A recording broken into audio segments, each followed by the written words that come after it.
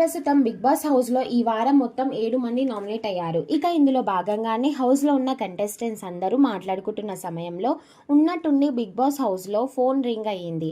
ఆ ఫోన్ ని తనుజ లిఫ్ట్ చేసింది. ఇక ఇందులో భాగంగా బిగ్ బాస్ చెప్పండి అంటే తనుజ నీ దగ్గర ఎవరైతే వింటున్నారో వాళ్ళందరినీ కొంచెం దూరంగా పంపించు అంటే తనుజ అలాగే చెప్పింది.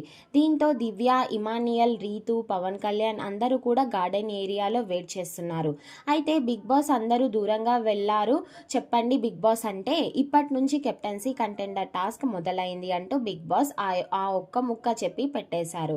అయితే తనుజ మళ్ళీ వాళ్ళ దగ్గరికి వెళ్ళి అరే ఇప్పటి నుంచి కెప్టెన్సీ కంటెండర్ టాస్క్ అయితే స్టార్ట్ అయింది అంటూ బిగ్ బాస్ చెప్పారురా, ఇక ఏమి చెప్పలేదు అంటూ హౌస్లో ఉన్న కంటెస్టెంట్స్కి చెప్తే ఈలోగా రీతు మాట్లాడుతూ ఓహో నిన్ను ప్రాంక్ చేయమని పంపించారా, ఈవిడకు ఏదో సీక్రెట్ టాస్క్ ఇచ్చారులే, తనుజ సీక్రెట్ టాస్క్ ఇస్తే అతికినట్టు చెయ్యాలి, ఇలా తెలిసిపోకూడదు అంటే నిజంరా బాబు నాకు చెప్పింది అదే, ఇప్పటి నుంచి కెప్టెన్సీ కంటెండర్ టాస్క్ స్టార్ట్ అయింది అంటే ప్రాంక్ చేస్తే నమ్మేలా ఉండాలి అంటే ఇది ప్రాంక్ చేసే టైం కాదు, తనుజ ఇంతసేపటికి చెప్పినా రీతు అస్సలు అర్థం చేసుకోవట్లేదనే చెప్పాలి.